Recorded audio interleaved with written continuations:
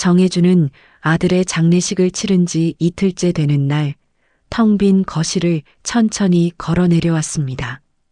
장례식장에서 돌아온 뒤부터 집안은 기이할 만큼 조용했어요. 평생 결혼 생활 내내 들려오던 젊은 목소리, 발걸음, 웃음소리까지 모두 사라진 공간은 생각보다 훨씬 더 무겁고 차가웠습니다. 그는 손에 든 검은색 정장을 벗지도 못한 채 소파 가장자리에 앉아 한참 동안 눈을 감고 있었습니다. 몸이 피곤한 게 아니라 마음이 가라앉아 움직이기조차 어려운 듯 보였어요. 서진은 2층에서 천천히 내려오다가 거실에 앉아 있는 정혜준의 모습을 보고 잠시 멈춰 섰습니다. 그녀 역시 장례 내내 울음을 참아가며 버텼지만 이제는 그 억눌린 것이 한꺼번에 올라오는 듯한 얼굴이었습니다. 붓고 빨개진 눈과 떨리는 손끝, 말라버린 입술까지 모든 것이 지쳐 있었죠. 하지만 그녀는 조심스레 말을 꺼냈습니다. 아버님, 저 오늘은 제가 저녁 준비할게요. 정혜주는 잠시 고개를 들었지만 대답을 쉽게 내놓지 못했습니다. 말을 꺼내면 무너질 것 같은 목소리를 억누르는 듯한 표정이었어요. 그는 한번 크게 숨을 들이쉬고 난 뒤에야 작은 목소리로 답했습니다. 서진아, 너는 좀 쉬어야지. 내가 하지. 그러나 말과 달리 정혜주는 자리에서 일어날 기력조차 없어 보였습니다. 그는 잠시 손으로 이마를 눌러보며 불편한 기색을 숨기려 했어요. 서진은 그 모습을 보고 더 이상 말로 설득할 수 없다는 걸 느꼈습니다. 그녀는 조용히 주방으로 걸어가 냄비와 칼을 꺼내기 시작했습니다. 주방엔 두 사람이 함께 살았던 흔적이 고스란히 남아 있었어요. 서진이 손질해 놓았던 반찬통, 남편이 좋아하던 간장병, 정혜준이 아침마다 따뜻하게 데워 먹던 보리차 주전자까지 모두 그대로 놓여 있었습니다. 그녀는 도마 위에 양파를 올리며 손을 잠깐 멈췄습니다. 손끝이 살짝 떨리고 눈앞이 흐릿해지며 숨이 막히는 것 같았어요. 하지만 울음을 참아내기 위해 그녀는 고개를 힘껏 뒤로 젖히고 한번 크게 눈을 감았습니다. 그때 현관문이 열리는 소리가 들렸습니다. 정민아가 장을 보고 들어온 것이었어요. 미나는 두 사람의 표정을 살피며 조심스레 물었습니다. 저녁 준비 중이야? 내가 도울까? 서진은 억지로 웃는 듯한 표정으로 대답했습니다. 괜찮아요. 이 정도는 제가 할 수 있어요. 미나는 고개를 끄덕였지만 그녀의 눈빛엔 걱정과 의심이 섞여 있었습니다. 아들의 장례 후 여전히 한 집에 머무는 며느리, 그리고 며느리를 부담스러워하면서도 떠나게 하지 않는 오빠의 모습이 미나에게는 이해되지 않는 부분이었죠. 정민아는 장바구니를 내려놓고 거실로 걸어가 정혜준 옆에 앉았습니다. 정혜준의 얼굴을 바라보며 그녀는 잠시 말을 고르다가 입을 열었습니다. 오빠 몸은 좀 괜찮아? 정혜준은 약간의 미소를 지으며 고개를 끄덕였지만 표정은 여전히 지쳐 있었어요. 미나는 한숨을 내쉰 뒤 조심스럽게 말을 이었습니다.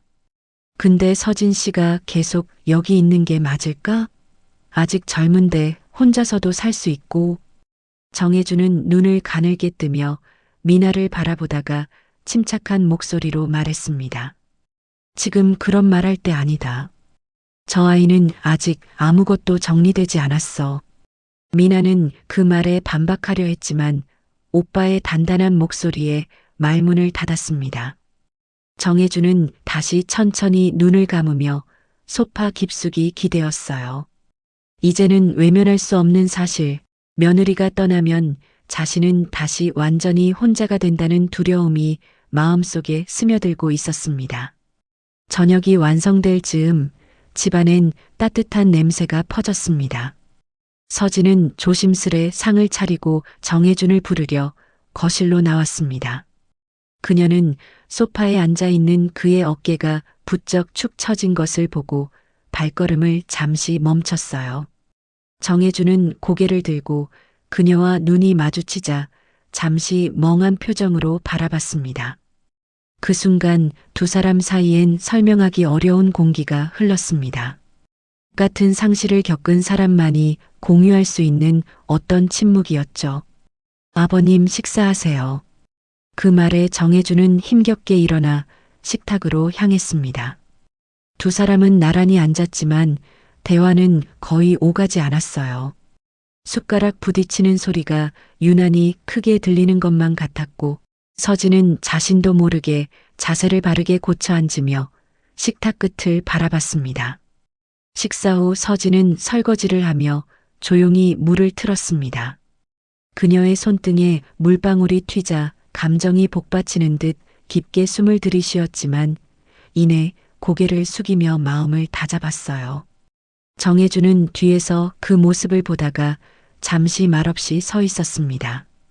그녀가 울지 않기 위해 애쓰는 모습이 눈에 훤히 보였기 때문이죠. 밤이 깊어가자 서진은 2층 방으로 올라갔습니다.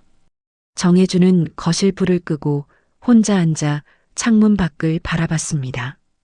창밖에선 바람이 부딪히는 소리가 들렸고 어둠 속에서 집 전체가 조용히 흔들리는 듯 느껴졌습니다.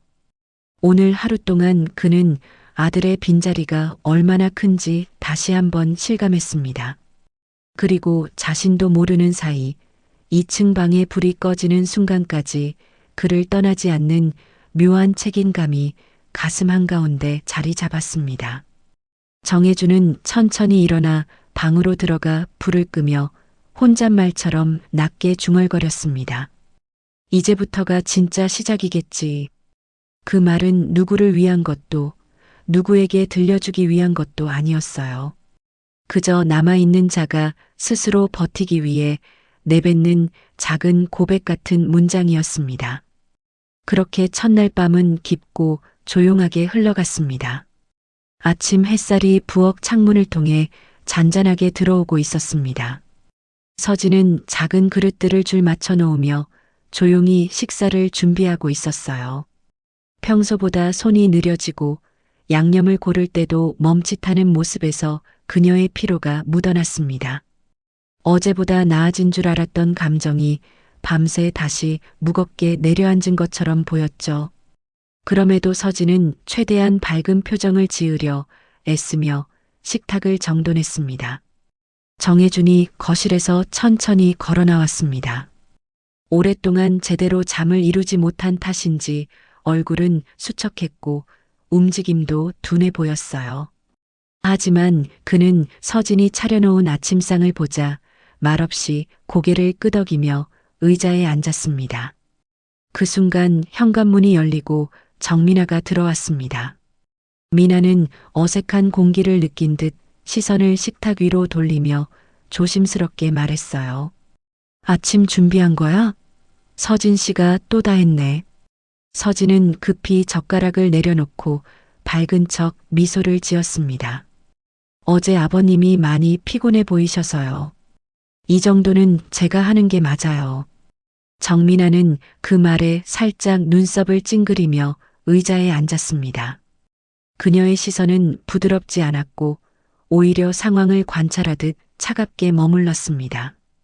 정혜주는 그런 동생의 표정을 알아챘지만 괜히 한숨만 내쉬었어요. 말을 섞으면 더 복잡해질 걸 알기 때문이었습니다. 식사는 조용히 이어졌습니다. 숟가락이 그릇에 부딪히는 작은 소리가 집안에 울릴 정도로 정적이 길게 이어졌어요. 서진은 손끝이 떨리는 걸 들키지 않으려 일부러 작은 동작들만 반복하고 있었습니다. 정혜주는 그런 서진을 한번 쳐다봤지만 아무 말도 하지 못했죠.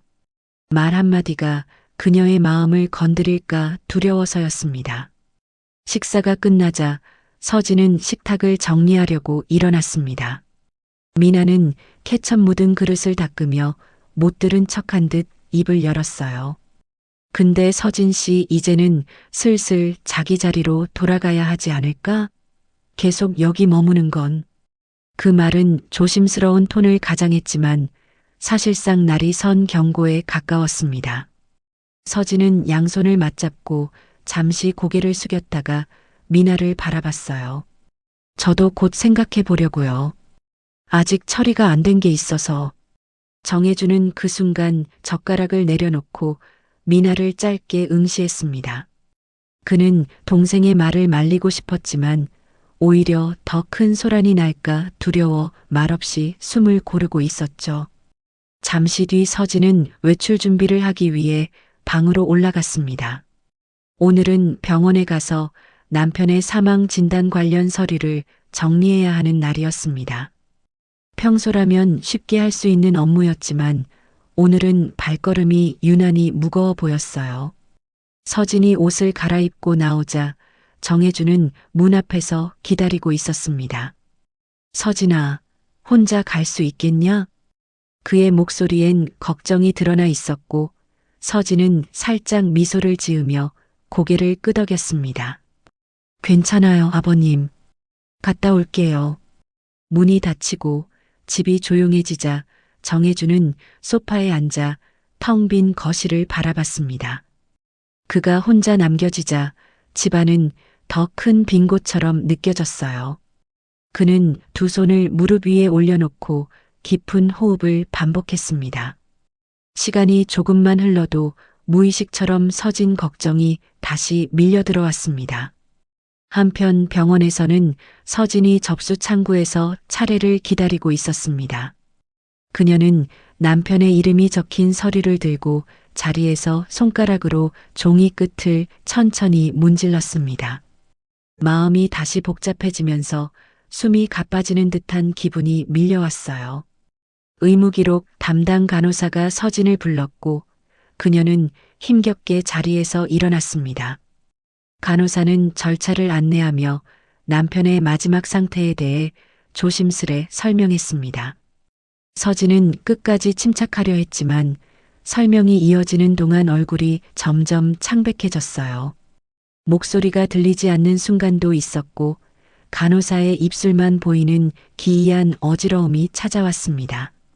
결국 서진은 손에 들고 있던 서류를 떨어뜨리며 몸을 숙여 호흡을 가다듬으려 했지만 곧 힘없이 바닥으로 주저앉았어요.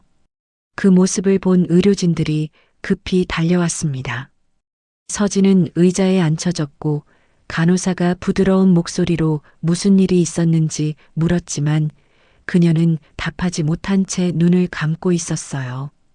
얼마 뒤 병원에서 정혜준에게 긴급 연락이 들어왔습니다. 정혜준은 전화를 받자마자 아무 말도 하지 못한 채 눈을 크게 떴습니다. 그는 코트를 제대로 걸치지도 못하고 급히 집을 나섰어요. 차를 몰고 병원으로 가는 동안 신호등이 몇 번 바뀌는지도 인지하지 못할 정도로 마음이 혼란스러웠습니다. 병원에 도착한 그는 서진이 앉아있는 대기실로 서둘러 향했습니다. 그녀는 푸석한 얼굴로 의자에 기대 앉아 있었고 손을 꼭 움켜쥐고 있었어요. 정혜주는 그녀 앞에 다가와 조용히 멈춰 섰습니다.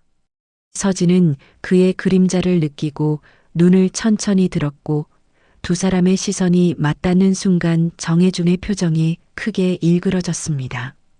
서진아, 괜찮냐? 왜 이렇게 됐어? 그의 목소리는 낮고 떨려 있었고 서진은 작게 고개를 저으며 한숨을 내쉬었습니다. 죄송해요. 갑자기 숨이 잘 안 쉬어져서. 정혜주는 그녀의 오른팔을 조심스레 부축해 일으켰습니다. 그는 조금이라도 무게가 실리면 넘어질까 걱정되듯 서진의 몸을 단단히 지탱했어요. 서진은 그 손길에 정신을 붙들어 매듯 힘없이 의지했습니다. 병원 복도는 조용했고 두 사람의 느린 발걸음만이 울리고 있었습니다. 서진은 한동안 말없이 걷다가 창가 가까이에서 멈춰 섰습니다.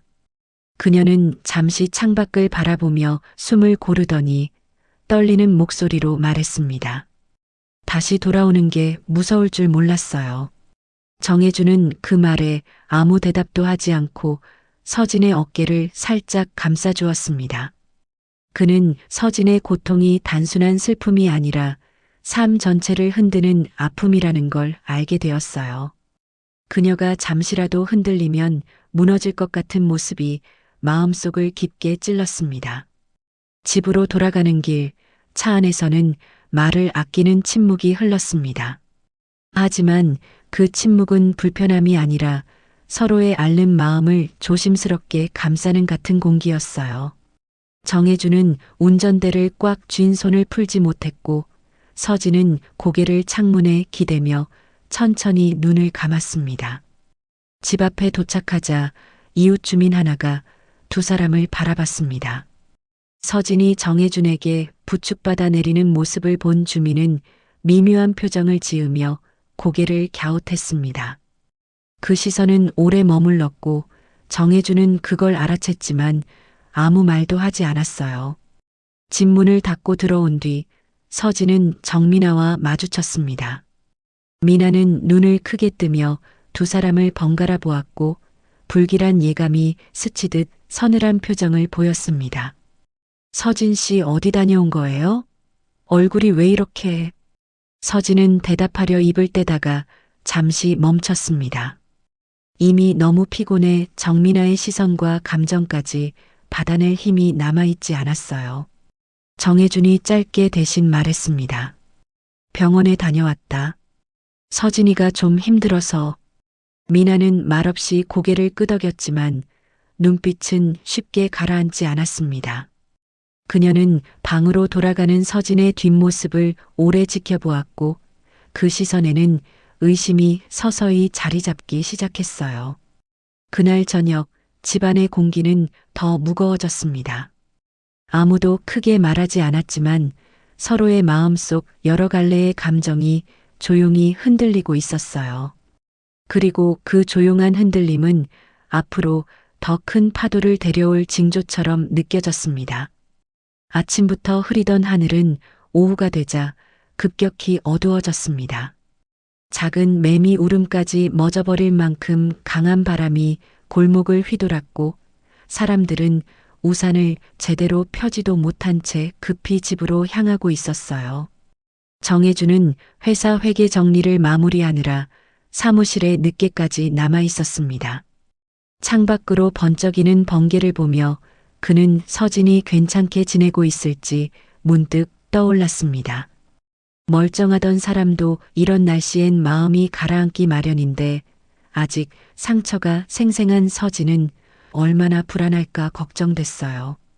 그 무렵 집에서는 서진이 베란다에서 빨래를 거두려다 빗줄기가 갑자기 퍼부어 창문을 급히 닫고 있었습니다. 밀어 닫는 순간 물이 쏟아져 들어오자 바닥이 금방 미끄럽게 젖었고 그녀는 바스락거리는 수건을 들고 허둥지둥 닦았습니다. 창문을 잠그고 돌아서려는 순간 서진의 스마트폰이 울렸습니다. 정혜준이었습니다. 서진아, 나 조금 늦을 것 같다. 비가 너무 와서 오늘 저녁은 안 먹어도 된다. 그의 목소리는 잔잔했지만 뒤쪽으로 들리는 빗소리 때문에 무겁게 들렸습니다. 서진은 휴대폰을 쥔 손을 내려다보며 작은 목소리로 대답했어요. 조심히 오세요, 아버님. 너무 늦지 마시고요. 통화를 마친 후 그녀는 잠시 현관 쪽을 바라보다가 한숨을 내쉬었습니다. 집안이 조용해지면 남편 생각이 더 깊어져서 견디기 힘들었어요. 그래서 늘 뭔가를 하며 마음을 달래곤 했지만 오늘은 아무것도 손에 잡히지 않았습니다. 그러다 문득 떠오른 생각 하나가 그녀를 움직이게 했습니다. 비가 이 정도로 내리면 정혜준이 차에서 내릴 때 우산을 쓰지도 못할 텐데 집에서 가까운 도로는 이미 물이 차오르고 있을지도 몰랐어요. 서진은 주저하다가 결국 현관에서 우산 2개를 챙겼습니다. 신발을 급히 신고 현관문을 열었어요. 밖은 이미 물 한 개가 낀 듯 뿌옇게 번져 있었고 바람이 치마 끝을 크게 흔들었습니다. 서진은 우산을 들고 정혜준의 회사 방향으로 서둘러 걸었지만 빗줄기가 너무 거세 바로 발목까지 물이 차올랐습니다. 몇 걸음 더 가려던 순간 미끄러운 바닥에서 발이 헛돌아 중심을 잃고 넘어졌어요. 손목과 발목에 동시에 통증이 올라왔고 그녀는 순간적으로 숨을 들이켰습니다. 비가 몸 전체를 적시는 사이 서진은 겨우 몸을 일으키려 했지만 발목에 날카로운 통증이 일어났습니다. 그 순간 뒤쪽에서 급히 달려오는 검은 차 한 대가 보였습니다. 차가 멈추고 조수석 문이 벌컥 열렸어요. 정혜준이었습니다. 그는 비를 그대로 맞은 채 뛰어내려 서진 쪽으로 다가왔습니다. 서진아, 괜찮냐? 왜 밖에 나왔어? 서진은 젖은 앞머리를 한쪽으로 붙이며 힘겹게 숨을 골랐습니다. 아버님이 우산 없이 오실까봐 드리려고. 그 말은 빗속에서 부서질 듯 가늘었지만 정혜준의 표정은 크게 흔들렸습니다. 그는 서진의 팔을 잡아 천천히 일으켜 세운 뒤 그녀가 제대로 서지 못하는 걸 확인하고 재빨리 부축했습니다. 발목 다친 것 같은데 빨리 집에 가자. 일단 데리고 들어가야겠다. 서진은 말없이 고개를 끄덕이며 그의 어깨에 몸을 기대었습니다. 두 사람은 빗속에서 겨우 몇 걸음 걸었을 뿐인데 옷이 몸에 찰싹 달라붙고 신발에서는 물이 철벅거렸습니다. 집에 도착하자마자 정혜준은 젖은 신발을 벗기고 서진을 소파에 앉혔습니다. 그녀의 발목은 이미 푸르스름하게 부어 있었고 만지는 순간 서진은 작은 비명을 냈어요. 조금만 참고 있어. 아이스팩 찾아올게. 정혜준은 급히 냉동실을 열고 아이스팩을 꺼내 천에 감싼 뒤 서진의 발목 위에 올렸습니다. 서진은 숨을 삼키듯 고개를 숙였고 젖은 머리카락에서 물방울이 뚝뚝 떨어졌습니다. 그 순간 현관문이 또다시 열렸습니다. 정민아였습니다. 그녀는 우산을 털며 들어오다가 소파 위 두 사람의 모습을 보고 그대로 멈춰 섰습니다. 젖은 옷을 입은 오빠, 다친 발목을 붙잡고 있는 며느리. 그 거리와 분위기, 그리고 서로를 바라보는 진한 눈빛. 미나의 표정은 설명할 수 없이 복잡해졌습니다. 놀람, 불쾌함, 의심, 그리고 어딘지 모를 불안이 섞여 있었어요. 그녀는 천천히 다가와 물었습니다. 무슨 일이야? 이게 뭐야? 정혜준은 담담하게 답했습니다. 서진이가 넘어졌어. 발목을 다쳤다. 내가 데리고 들어온 거다. 말은 차분했지만 그의 목소리에는 서진을 감싸려는 단단한 결심이 녹아 있었습니다. 미나는 시선을 서진에게 돌렸지만 서진은 미안함과 당황함이 뒤섞인 얼굴로 조용히 고개를 숙였습니다. 죄송해요. 제가 괜히 나갔다가. 정민아는 아무 말도 하지 않고 잠시 둘을 바라보다가 가방을 내려놓고 뒤로 물러났습니다. 그녀의 얼굴은 언뜻 평온해 보였지만 눈빛 깊은 곳에는 이미 무언가 뒤틀리고 있었어요. 그날 밤 서진은 방으로 들어가 젖은 옷을 갈아입고 조용히 누웠습니다. 발목 통증보다 더 크게 남은 것은 정민아의 시선이었습니다. 그 시선은 단지 걱정이 아니었고 어떤 의심의 시작처럼 느껴졌어요. 정혜준은 거실에서 혼자 앉아 서진 방문을 잠시 바라보다가 천천히 등을 기대며 눈을 감았습니다. 빗소리는 어느새 잦아들었지만 집안에는 낮게 깔린 긴장이 남아 있었습니다. 혜주는 서진을 지켜야 한다는 마음과 이미 어떤 선을 넘기 시작한 것 같은 무거운 감정 사이에서 잠시 숨을 고르며 조용히 손을 모았습니다. 그가 모은 두 손 위로 묵직한 불안이 내려앉고 있었습니다. 그리고 그는 그 불안이 앞으로 더 큰 파도를 만들어낼 수도 있다는 걸 어렴풋이 느끼기 시작했습니다. 저녁 무렵 회사 건물 앞 주차장에는 가로등 불빛이 길게 늘어져 있었습니다. 정혜준의 퇴임을 기념하는 송별회가 열리는 날이었고 직원들은 삼삼오오 모여 행사장으로 들어가고 있었어요. 서진은 초대장을 받은 뒤 고민을 많이 했지만 마지막으로 인사를 하고 싶다는 정혜준의 말에 조용히 참석하기로 결정했습니다. 그녀는 약간 차려입은 옷차림으로 도착했고 행사장 입구의 현수막을 바라보며 긴장을 다독였습니다. 입구에는 정혜준이 오래 함께 일한 부장, 차장, 말단 직원들까지 모두 모여 있었고 분위기는 밝은 웃음으로 가득했어요. 행사장 안에 들어서자 사람들은 사장 며느리님 오셨다 며 반갑게 다가왔습니다. 서진은 그 말이 아직도 익숙하지 않았지만 예의를 지키기 위해 부드럽게 미소를 지었습니다. 정혜준은 먼 곳에서 그녀를 발견하고 잠시 눈빛으로 안부를 물었습니다. 서진은 작은 고개 끄덕임으로 답했고 그 찰나의 교감은 아무 말도 필요 없을 만큼 자연스러웠습니다. 그러나 그것을 지켜보는 사람들은 그 짧은 눈빛만으로도 두 사람의 거리를 마음대로 해석하기 시작했어요. 조금 뒤 한 중년 직원이 술에 취해 다가왔습니다. 그는 컵을 들고 비틀거리며 서진 앞에서 멈춰 섰습니다. 아이고, 우리 며느리님은 오늘도 참 곱네. 사장님이 참 운 좋으셨죠. 아들분도 그렇고. 정혜준은 멀리서 그 말이 들리는 순간 몸을 일으켰습니다. 그 직원은 서진의 불편한 표정을 눈치채지 못하고 계속 말했어요.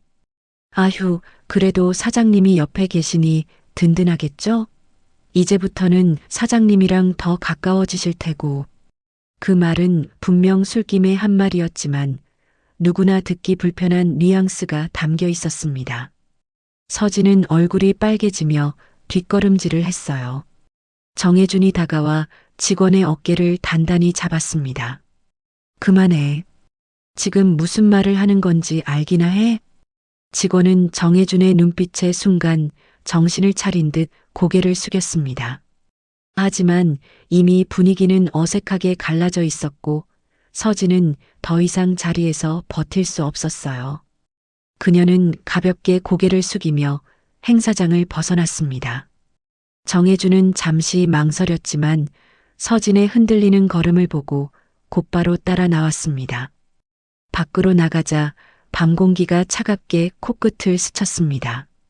서진은 행사장 벽에 기대어 천천히 숨을 고르고 있었어요. 정혜준은 그녀의 곁으로 다가와 작은 목소리로 물었습니다. 괜찮냐? 너무 심했지, 저 사람. 서진은 말없이 고개를 저었습니다. 하지만 입술은 떨렸고 두 손은 꽉 움켜쥐어 손등에 핏줄이 도드라져 있었습니다. 저런 말 듣게 될 줄 몰랐어요. 그녀가 힘겹게 내뱉은 말 한마디는 깊은 슬픔보다도 심한 당황과 상처가 섞여 있었습니다. 정혜준은 서진에게 다가가 조심스레 등을 감싸며 천천히 걸을 수 있도록 도왔습니다. 그는 서진이 허리를 숙이며 걸음을 떼지 못하자 말없이 그녀를 부축해 주차장 쪽으로 향했습니다. 차 안에 탑승한 후에도 두 사람은 한동안 말을 잇지 못했습니다. 밖에서는 행사장 음악 소리가 희미하게 들려왔지만 차 안은 오히려 더 조용했어요. 정혜준은 핸들을 쥔 손에 힘을 주며 마음속에서 올라오는 분노와 미묘한 감정을 억누르고 있었죠. 서진은 창문에 기대 다행히 눈물이 떨어지지 않도록 억지로 눈을 크게 뜨고 있었습니다. 차가 집 방향으로 천천히 움직이자 서진은 조용히 말을 꺼냈습니다. 아버님, 또 오해 생길 수도 있어요. 이런저런 말들이요. 정혜준은 운전대를 바라보며 낮게 대답했습니다.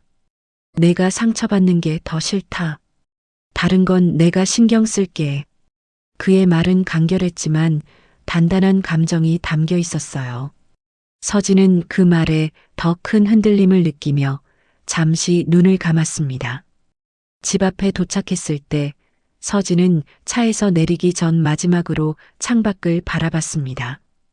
그녀의 마음에는 복잡하게 얽힌 감정, 고마움, 미안함, 불안함, 이 모두 섞여 있었습니다. 정혜주는 차 문을 열고 서진을 부축했습니다.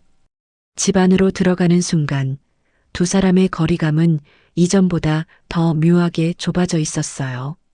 서진은 자신의 방 앞에서 잠시 멈춰 섰습니다. 정혜준도 기척을 숨기듯 조용히 서 있었죠. 그리고 아무 말 없이 서로를 향해 아주 잠깐 눈을 마주쳤습니다. 그 잠깐의 시간 동안 말로 설명할 수 없는 감정이 흐르며 두 사람의 호흡이 맞물렸습니다. 서진은 서둘러 고개를 돌려 방 안으로 들어갔고 문이 닫히는 소리가 집안에 작은 울림을 만들었습니다. 정혜주는 그 문 앞에 홀로 남아 한참 동안 움직이지 않았습니다. 그는 자신의 심장 소리가 지나치게 크게 들리는 것을 느꼈어요. 그날 밤 집안의 공기는 말로 형용하기 어려운 감정으로 묵직하게 가라앉았습니다. 두 사람의 마음 속에서 어떤 선이 처음으로 흐릿하게 흔들리기 시작했기 때문이었습니다. 정민아는 오후 내내 불안한 눈빛으로 집안을 서성였습니다. 그녀의 걸음은 차갑고 분주했고 집안의 공기는 마치 숨이 막힐 듯 긴장으로 굳어 있었어요. 어젯밤 두 사람이 젖은 채 들어온 장면이 계속 머릿속을 맴돌았기 때문입니다. 그날의 눈빛, 거리, 분위기 미나의 마음속에서 모든 것이 섞이며 커다란 의심으로 변해갔습니다. 정혜주는 부엌에서 따뜻한 차를 내려놓고 천천히 식탁에 앉았습니다. 평소보다 어깨가 조금 처져 있었고 생각이 많은 얼굴이었어요.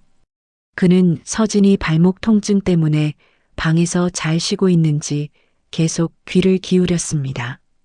그 조용한 관심은 보호의 마음이었지만 보는 사람에 따라 다른 의미로 보일 수도 있었습니다. 잠시 후 방문이 열리고 서진이 조심스레 걸어 나왔습니다. 부드러운 파스 냄새가 희미하게 퍼졌고 그녀는 목발 대신 벽을 짚으며 천천히 이동하고 있었어요. 정혜주는 자연스럽게 일어나 그녀 쪽으로 다가갔습니다. 서진아, 발목 아직 많이 아프냐? 약은 3시간마다 바르는 게 좋다고 했지?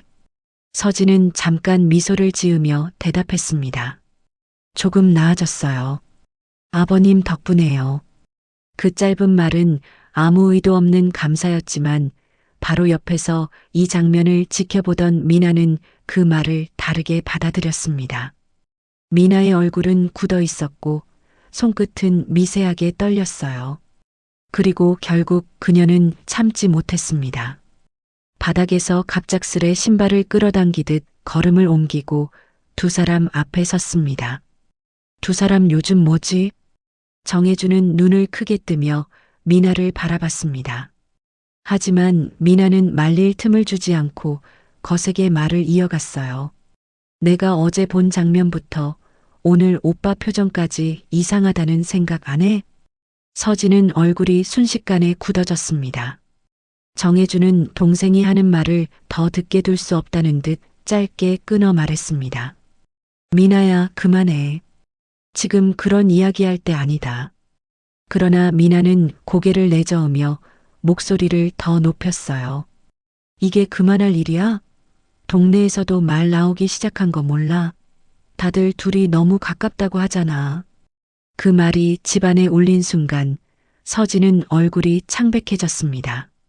그동안 억눌러온 불안과 상처가 한꺼번에 밀려오는 듯 숨을 내쉬지 못했어요. 아니에요. 그런 거 아니에요. 서진이 힘겹게 말했지만 미나는 멈추지 않았습니다. 그럼 왜 오빠가 며느리를 그렇게 챙기는 건데? 왜 며느리가 다친 발목을 오빠가 안고 들어오고 왜 밤마다 오빠가 위층 눈치 보면서 왔다 갔다 하는데? 미나는 겉으로는 화를 내고 있었지만 사실 그 감정의 결은 두려움에 가까웠습니다. 가족의 균열이 다시 생기는 것이, 오빠가 상처받는 것이 무엇보다 무서웠어요. 정혜주는 깊게 숨을 들이쉬고 목소리를 누르듯 말했습니다. 내가 생각하는 그런 거 아니다. 서진이는 아직 힘든 상태다. 내가 지켜주는 건 당연한 일이다. 그러나 서진은 그 말조차 버티지 못할 만큼 감정이 흔들리고 있었습니다. 그녀는 눈을 떨리며 미나를 바라보다가 결국 고개를 숙였습니다. 죄송해요. 제가 오래 있으면 안 될 것 같아요. 아버님께 폐만 끼치고. 그 말은 방 안의 공기를 단번에 가라앉혔습니다. 정혜주는 깜짝 놀라 서진 쪽으로 다가갔지만 서진은 한 걸음 뒤로 물러났어요. 그녀의 눈빛은 붉었고 손등은 힘을 주어 떨렸습니다. 미나는 잠시 멈칫했지만 이미 말의 화살은 돌아올 수 없는 지점을 향해 날아가고 있었습니다. 서진 씨, 그게 아니라 내가. 미나가 더 말하려 했지만 서진은 고개를 저으며 조용히 뒤돌았습니다. 괜찮아요. 저 정리하고 나갈게요. 그녀는 비틀거리는 걸음을 벽으로 기대며 방으로 향했습니다. 그 문이 천천히 닫히는 동안 정혜주는 아무 말도 하지 못했습니다. 그저 문이 닫히기 직전에 망설이듯 멈춘 서진의 어깨를 그리고 떨리는 손끝을 바라볼 뿐이었어요. 문이 닫히자마자 집안은 얼어붙은 듯 조용해졌습니다.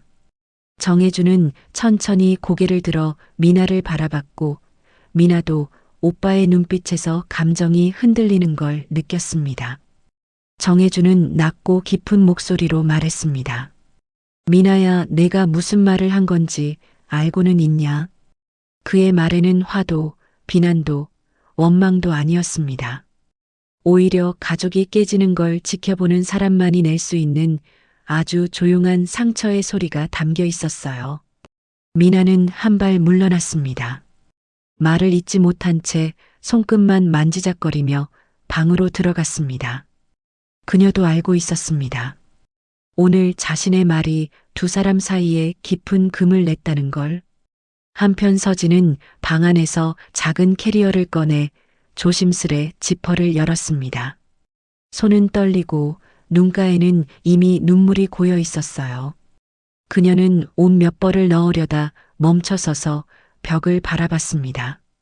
마치 그 벽 너머에서 들려오는 침묵이 그녀를 붙잡는 듯 했어요. 그러나 현실은 냉정했습니다.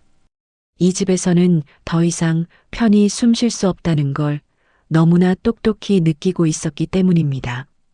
서진은 떨리는 손으로 캐리어를 다시 채워 넣기 시작했습니다. 그리고 정혜주는 문 밖에서 조용히 그 방 앞에 서 있었습니다. 문을 두드릴까 아니면 기다릴까? 그는 그 어느 것도 선택하지 못한 채 긴 시간 그 자리에 가만히 서 있었어요. 견디기 어려운 감정은 천천히 그러나 확실하게 두 사람 사이의 공기를 무너뜨리고 있었습니다. 이 집안의 맴도는 분위기는 이제 더 이상 단순한 오해가 아니었어요. 무언가가 분명히 달라지기 시작했고 그 변화는 누구도 되돌릴 수 없는 방향으로 흐르고 있었습니다. 정혜주는 아주 작은 숨을 내쉬며 눈을 감았습니다. 그리고 한 문장만 조용히 흘러나왔습니다. 어쩌다가 이렇게까지 됐을까? 그 말은 벽에도 닿지 못하고 그림자처럼 바닥에 떨어졌습니다. 그날 밤 집안의 모든 문은 잠겼고 마음의 문도 함께 닫혀버린 듯 했습니다. 두 사람은 서로 다른 방에서 길게 깨어 있었고 서로에게 닿지 못하는 거리는 더 깊어져만 갔습니다. 서진은 이른 새벽부터 짐을 싸며 방 안을 천천히 돌아보고 있었습니다. 창문으로 들어오는 회색빛의 여명은 방 안의 가구들을 흐릿하게 비추고 있었고 조용한 공기 속에서 캐리어의 지퍼가 드르륵 천천히 움직이는 소리만 들렸습니다. 벽 한쪽에는 남편과 함께 찍은 사진이 그대로 걸려 있었고 서진은 그 사진을 바라보며 몇 초 동안 아무 말도 하지 못했습니다. 사진 속의 웃음은 너무 환했지만 현실은 그 웃음을 되돌릴 힘조차 남아있지 않았어요. 그녀는 손끝으로 사진틀을 살짝 만진 뒤 깊은 숨을 내쉬며 사진을 가방에 넣지 않고 그대로 두었습니다. 잠시 후 방문 앞에서 아주 가벼운 발소리가 들렸습니다. 정혜준이었습니다. 그는 손을 주머니에 넣은 채 문 앞에서 망설였고 손가락을 여러 번 움찔거리며 노크를 할까 말까 고민하고 있었어요. 결국 그는 손을 들어 문을 조심스럽게 두드렸습니다. 서진아, 들어가도 되겠냐? 서진은 지퍼를 잠시 멈추고 앉아있던 자리에서 일어났습니다. 문이 천천히 열리자 정혜준의 얼굴이 드러났고 그는 방 안의 풍경을 보자 잠시 말이 막힌 듯 입술을 다물었습니다. 캐리어, 정리된 옷까지, 텅 비어가는 서랍. 모든 것이 이미 그녀의 결심을 말해주고 있었어요. 정혜준은 한 발 들어와 조용히 물었습니다. 정말 가려는 거냐? 그 말은 차분했지만 안쪽에는 복잡한 감정들이 조용히 흘러넘치고 있었습니다. 서진은 고개를 천천히 숙이며 대답했습니다. 여기서 더 머무르면 더 많은 일이 생길 것 같아요. 아버님께도 저에게도요. 그녀의 목소리는 낮고 조심스러웠고 단어 하나하나에 흔들리는 감정이 묻어 있었어요. 정혜준은 그런 서진을 지켜보며 천천히 숨을 삼켰습니다. 내가 잡아도 떠날 거냐? 서진은 그의 눈을 바라보았습니다. 그 안에 담긴 진심이 너무 선명해서 더 오래 바라보면 눈물이 흘러버릴 것 같았어요. 그래서 그녀는 시선을 피하며 작게 말했습니다. 네, 그래야 할 것 같아요. 정혜준은 그 대답을 듣고 잠시 어깨를 떨어뜨렸습니다. 돌아설 힘도 없어 보였고 그저 한 사람으로서 느끼는 상실감이 그대로 얼굴에 스며 있었어요. 서진은 방 한가운데에 놓인 캐리어 손잡이를 잡았습니다. 그 작은 동작조차 무겁고 어려웠습니다. 발목은 아직 완전히 낫지 않았지만 멈추면 다시 흔들릴까봐 그녀는 주저하지 않으려 했어요. 정혜준은 다가와 그녀의 손목을 살짝 잡았습니다. 손끝에 힘이 들어갔지만 곧바로 풀어냈습니다. 그녀를 붙잡고 싶었지만 붙잡으면 안 된다는 걸 누구보다 잘 알고 있었기 때문이었어요. 가서 잘 살아라. 내가 가는 곳이 어디든 누가 뭐라 하든 너는 그냥 너답게 살면 된다. 그 말은 지난 시간 동안 그가 가장 하고 싶었던 말이었고 동시에 가장 하기 싫었던 말이기도 했습니다. 서진은 입술을 꾹 깨문 채 고개를 숙였습니다. 고마웠어요. 아버님. 그 한마디의 감사 속에는 수많은 감정이 담겨 있었지만 단어는 많지 않았습니다. 그녀는 천천히 캐리어를 끌고 방 밖으로 나섰습니다. 바퀴가 바닥을 지나가는 소리가 유난히 크게 들렸고 그 소리는 마치 두 사람의 마지막 정리를 대신하는 듯 가라앉아 있었어요. 현관 앞에 도착했을 때 정혜준은 서진의 뒷모습을 향해 마지막으로 입을 열었습니다. 몸 아프지 말고 필요하면 언제든 연락해라. 부담스럽게 들릴지 모르겠지만 난 내가 걱정돼서 그래. 서진은 문을 잡은 손을 잠시 멈췄습니다. 그 말에 다시 흔들릴까봐, 다시 돌아설까봐 눈을 감고 깊게 숨을 들이켰어요. 그리고 아주 낮은 목소리로 대답했습니다. 저도 아버님이 늘 건강하셨으면 좋겠어요. 그녀는 문을 열고 밝지 않은 회색 하늘 아래로 천천히 걸어 나갔습니다. 정혜준은 문이 닫히는 순간까지 그녀의 걸음을 바라봤습니다. 발목이 아파 살짝 절뚝이는 모습, 그러면서도 끝내 뒤돌아보지 않는 결심. 그 모습을 본 정혜준은 손끝이 떨리는 것을 느끼며 깊은 숨을 내쉬었습니다. 문이 닫히고 집안은 금세 조용해졌습니다. 바람 부는 소리와 냉장고의 작은 진동만이 남은 공간을 채웠어요. 정혜준은 거실로 돌아와 의자에 앉아 두 손을 무릎 위에 포겠습니다. 그는 천천히 눈을 감았고 빈집의 고요함 속에서 감정이 천천히 가라앉아 갔습니다. 그는 그 자리에서 오래 움직이지 않았습니다. 마치 누군가 마지막으로 인사를 하듯 집안의 공기가 서서히 식어가는 것을 바라보며 앉아 있었어요. 그리고 아주 작은 목소리로 혼잣말처럼 중얼거렸습니다. 이게 최선이었겠지. 그 말은 허공에 잠시 머물렀다가 이내 조용히 사라졌습니다. 그날 두 사람의 거리는 처음으로 완전히 갈라졌고 되돌릴 길은 이제 없다는 사실만이 남아 있었습니다. 정혜준이 서진을 떠나보낸 지 일주일이 지나고 있었습니다.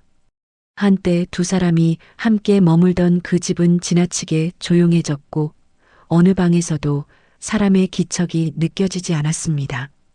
식탁 위에는 두 사람이 쓰던 컵 하나만 남아 있었고 방 안에는 오래된 시계 소리만이 일정한 박자로 울리고 있었어요. 정혜준은 거실 소파에 앉아 문득 벽을 바라보다가 이따금 고개를 천천히 돌리곤 했습니다. 그의 시선이 멈추는 곳은 언제나 서진이 쓰던 2층 방의 계단이었습니다. 은퇴 후 더 이상 회사에 갈 필요가 없는 그는 조용히 시간을 보내기 위해 바닷가 근처 작은 마을로 내려갈 준비를 하고 있었습니다. 멀리 떨어진 곳에서 새로운 삶을 시작하는 것이 필요하다고 느꼈어요. 그는 책상에 놓인 오래된 가방을 열고 몇 년 전부터 정리하지 못했던 서류들을 천천히 꺼내 정리했습니다. 그리고 방 한쪽에서 묵묵히 쌓여있던 책들을 박스에 담으며 깊은 생각에 잠겼습니다. 짐을 정리하던 중 차 안에 두었던 작은 봉투가 눈에 들어왔습니다. 그 봉투 안에는 서진에게 보내려던 편지가 있었습니다. 그 편지를 꺼내 들자 종이 위에 글씨가 약간 떨린 손길로 적혀 있는 듯 보여 정혜준은 잠시 그 자리에 멈춰 섰습니다. 그 편지에는 단 한 줄만 적혀 있었어요. 내가 가는 길이 어디든 너는 너 자신으로 살아라. 그 말은 그가 서진에게 남기고 싶은 전부이자 마지막 마음이었습니다.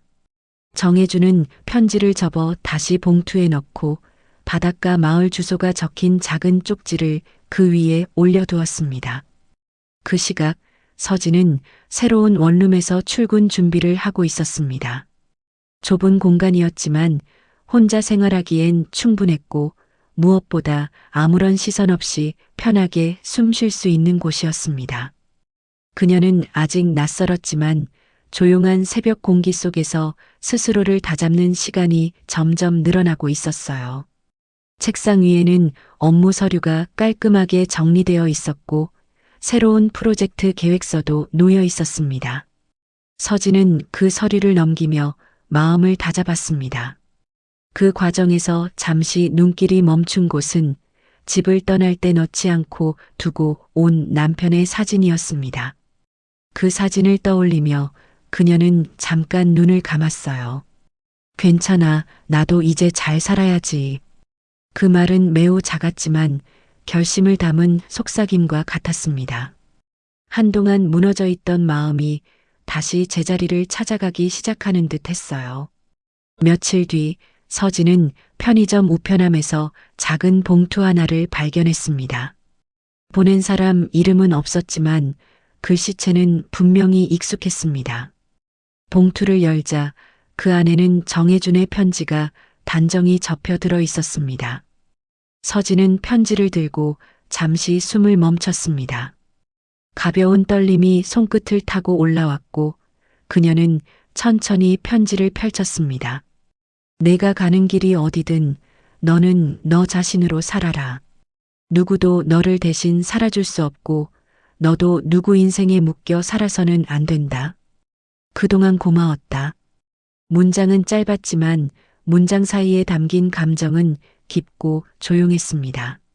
서진은 편지를 내려다보다가 어딘가 가슴이 묵직하게 울리는 느낌을 받았어요.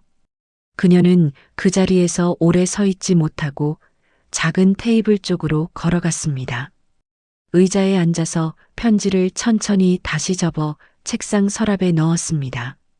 그리고 몇 초 동안 손을 가만 올려놓은 채 눈을 감고 깊은 호흡을 했어요. 그녀는 답장을 쓰지 않았습니다. 이미 그 한 줄이 충분했기 때문이었습니다. 그날 오후 정혜주는 바닷가가 보이는 작은 마을로 이사를 마쳤습니다. 그곳은 조용한 골목과 낮은 건물들이 이어지는 곳이었고 마을회관 앞에는 작은 벤치가 놓여 있었습니다. 그는 벤치에 앉아 바람에 흔들리는 나무를 바라보며 오래도록 숨을 고르고 있었습니다. 과거의 시간들이 조용히 스쳐 지나갔습니다. 서진이 웃던 순간들, 눈물 흘리던 순간들, 말없이 바라보던 순간들.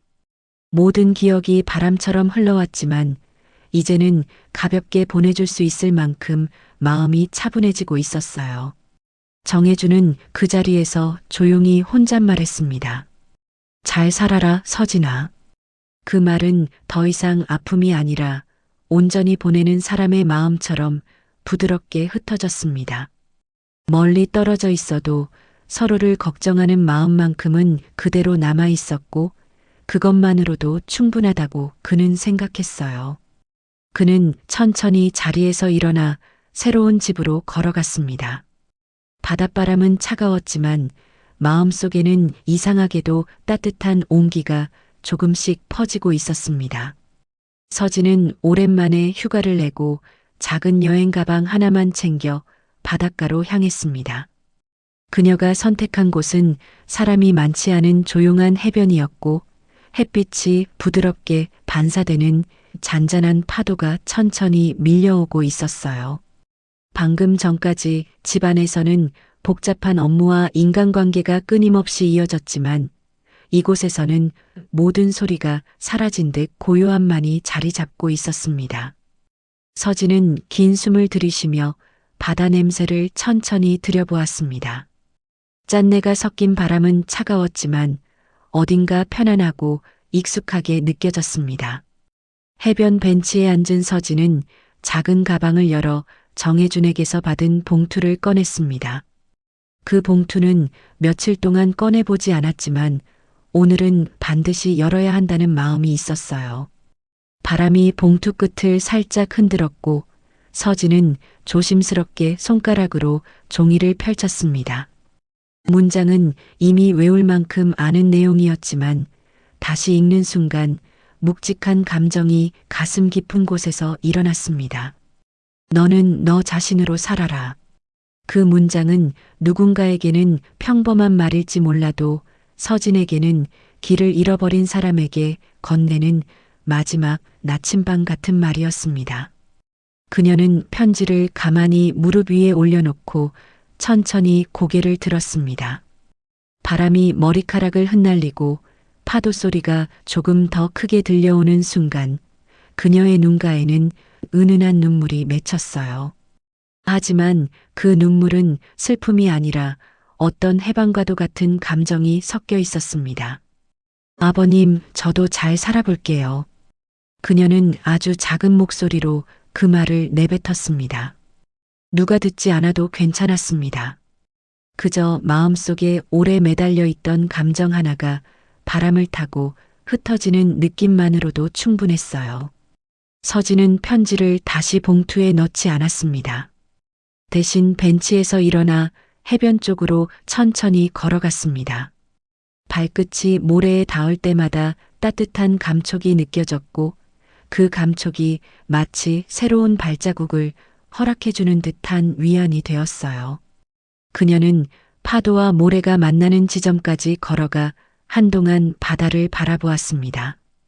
파도가 부서지는 소리는 잔잔했지만 그 안에는 수많은 이야기가 담겨 있는 듯 했습니다.